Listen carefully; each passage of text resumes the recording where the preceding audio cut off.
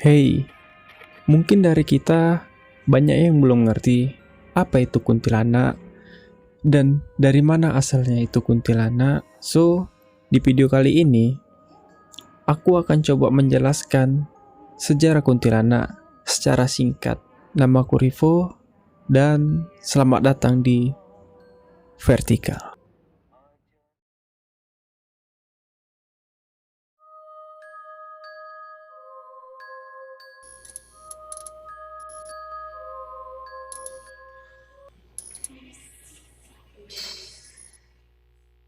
Nah, menurut Wikipedia itu sendiri, kuntilanak atau bahasa Melayu Pontianak atau Pontianak atau sering disingkat Kunti adalah hantu yang dipercayai berasal dari perempuan hamil yang meninggal dunia atau wanita yang meninggal karena melahirkan dan anak tersebut belum sempat lahir. Namun, Kuntilanak merupakan singkatan dari perempuan mati beranak. Nah, mitos ini sendiri mirip dengan mitos hantu lengsur yang dikenal di Asia Tenggara, terutamanya itu di Nusantara. Mitos kuntilanak sejak dahulu juga telah menjadi mitos di Nusantara. Adapun umumnya kuntilanak digambarkan sebagai wanita cantik, berambut panjang, dan berbaju panjang berwarna putih. Dalam cerita rakyat Melayu itu sendiri, sosok kuntilanak digambarkan dalam bentuk wanita cantik dengan punggung berlubang. Namun, digambarkan juga senang meneror penduduk di kampung dan dia juga menuntut balas.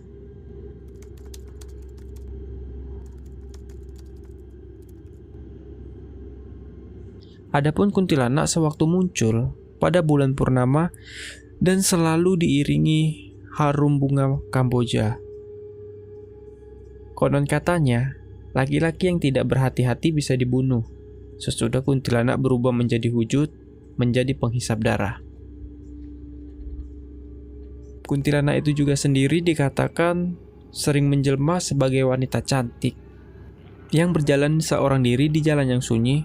Oleh karena itu, cerita ini kemungkinan bertujuan menghindari golongan wanita daripada diganggu oleh pemuda-pemuda yang takut akan kuntilanak ketika berjalan seorang diri di jalan yang sunyi.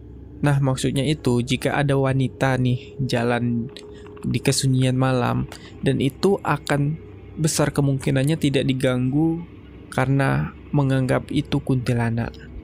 Adapun dalam cerita seram di film horor di televisi Malaysia, kuntilanak itu sendiri juga digambarkan membunuh mangsa dengan cara menghisap darah di bagian tengkok dan bisa dikatakan seperti vampir.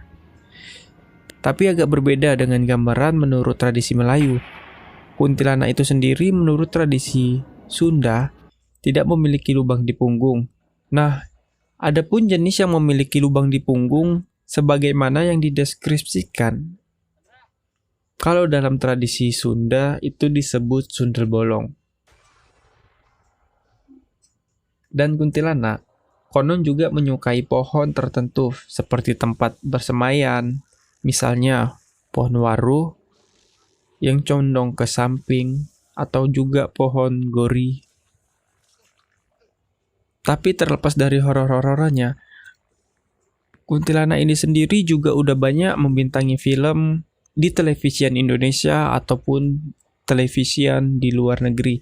Yang mana kalau di Indonesia itu juga ada dengan judul Terowongan Casablanca atau Kuntilanak Merah yang tahun 2007, ada yang Kuntilanak tahun 2006, ada yang Kuntilanak 1974, 1962, Kuntilanak Kamar Mayat yang 2009, dan masih banyak lagi. Namun, ada cerita yang beredar kalau ternyata kota Pontianak ada hubungannya dengan makhluk yang bernama kuntilanak ini.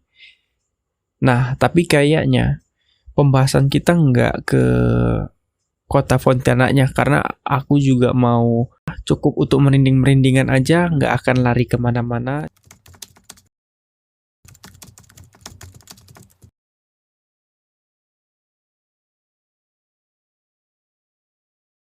ia akan tertawa melengking dan menangis dalam waktu yang singkat.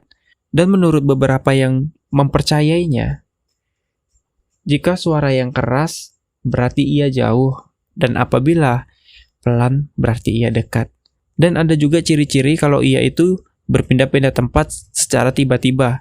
Dan ada juga yang mengatakan kalau kuntilanak itu sendiri suka mendiami tempat-tempat kosong dan pohon-pohon besar seperti beringin ataupun pohon nangka.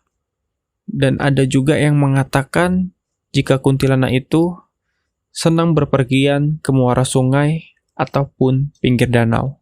Dan terlepas dari kehororannya, konon katanya agar kita terhindar atau juga untuk menaklukkannya, ada beberapa artikel yang aku baca.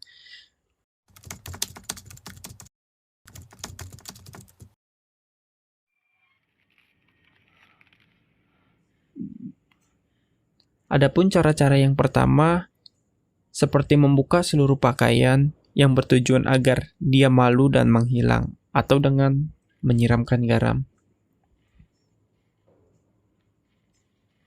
Tapi terlepas dari sejarahnya yang seram dan buat kita merinding, menakutkan, aku coba tarik ke belakang sedikit, dan aku mencoba membawa kalian juga untuk merasionalkan sesuatu dulu sebelum kita mengatakan bahwa itu kuntilanak. Nah, adapun dari video yang aku sebut di atas, kita telah dulu mulai dari kata kuntilanak akan muncul diiringi dengan wangi-wangian atau bunga Kamboja. Nah, secara rasional juga aku akan membawa kalian juga berpikir kayaknya nggak semua ketika malam kita mencium bau bunga atau wangi-wangian itu adalah kuntilanak gitu. Karena ada beberapa penelitian yang melibatkan 32 partisipasi laki-laki dan perempuan.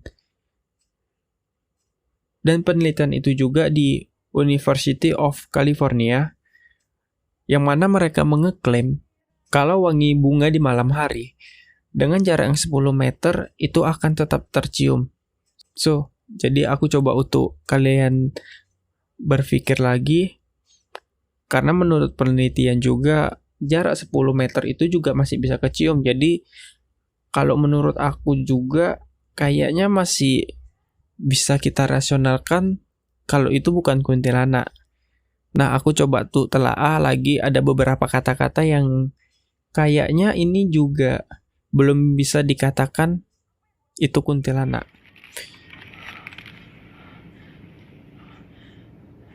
Ada di mana kata-kata yang mengatakan kuntilanak menjelma dari wanita cantik yang berjalan seorang diri.